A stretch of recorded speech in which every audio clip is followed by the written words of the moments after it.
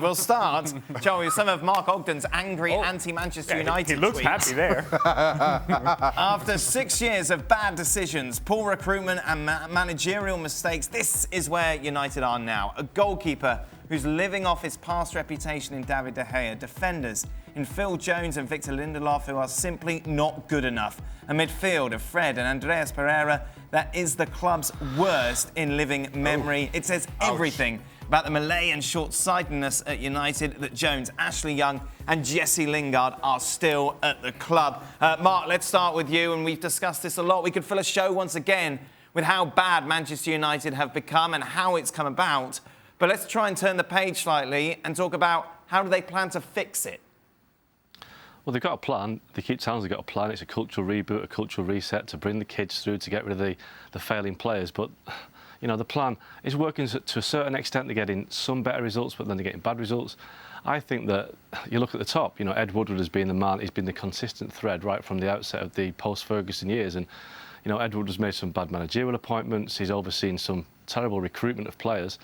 And I think that Ed, you know, he's obviously a commercial genius. He was the guy that made the club so much money. So maybe put Ed back in a different role, the commercial side, and bring somebody in, a football administrator who knows how to run a football club.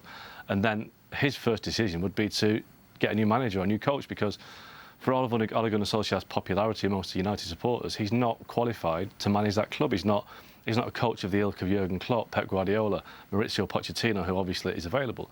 You know, you look at Solskjaer and you think, why has he got that job? He's got the job because he used to play for the club, but this is the guy who got Cardiff City relegated from the Premier League and spent the rest of his time coaching in Norway, so he isn't qualified for the job. But that is off the pitch. On the pitch, they've just got problems in every area that on the pitch. You know, they've got defenders are poor. The goalkeeper, for me, De Gea, you know, 3 or 4 years past his best, or certainly has been drifting for 3 or 4 years. Up front, they've got young talent, but I think in midfield is where they've really got problems. It's an awful midfield. They need to find, as quickly as possible, a midfielder who can control the game, score goals, create goals and protect the defence. Now, those kind of midfielders don't come around very often, but that's what they need. They need to find somebody. If they've got the money to do it, though, they can find somebody if they want to. This is it, isn't it? The silver lining in all of this, if you're a Manchester United fan, is that you find yourself only 5 points of Chelsea in 4th place. Chelsea are inconsistent. You put a good run together. There's no reason why you can't make that Champions League spot and then start rebuilding the club and its reputation as one of the strongest in Europe. The problem is, Mark, you look at it, you've got Solskjaer, as you mentioned there. What's he doing in the job? You've got Pochettino, who's wandering around free.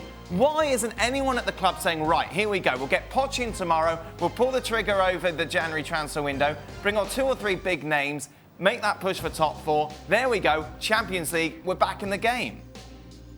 Because there's a lack of ruthlessness and real tough edge at Man United. There has been ever since Sir Alex Ferguson left. You know, you look at Chelsea and Man City under Abramovich and Sheikh Mansour. When things aren't going right, they sack the manager. They make a change and they don't mess about. They're ruthless with it.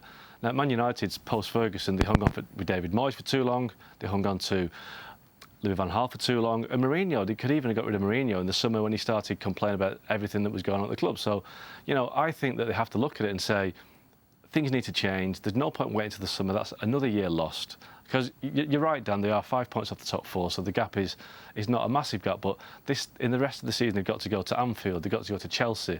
They just lost to Arsenal recently. They've got to go to Tottenham. They've got to play Man City again. I mean, these are tough games, and I just don't see United picking up the points that people think they will. So, for me, their challenge is getting to the top 6 and qualify for Europe again. I think the top 4 really is, when you look at the fixtures, it's just not going to happen.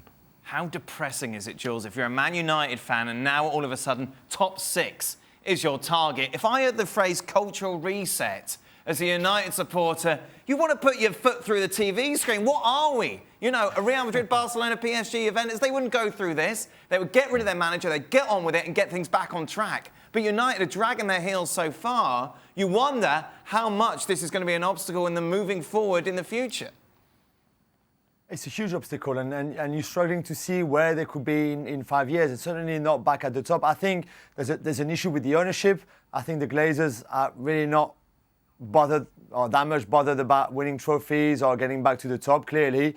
I think the problem since Ferguson left, for me, has always been the lack of strategy in the transfer recruitment, in the transfer windows, in the transfer market. You can do it without a sporting director or director's football or whatever you want to call it. But I think it's harder when you see clubs like Liverpool and what they put in place to recruit players, for example, which is miles ahead of United, you understand a bit better why United have been so bad at signing players and recruiting players.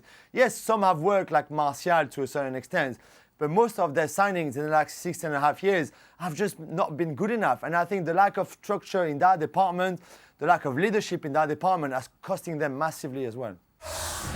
Thanks so much for watching ESPN on YouTube. And for more sports highlights and analysis, be sure to download the ESPN app. And for premium content and live streaming, subscribe to ESPN Plus.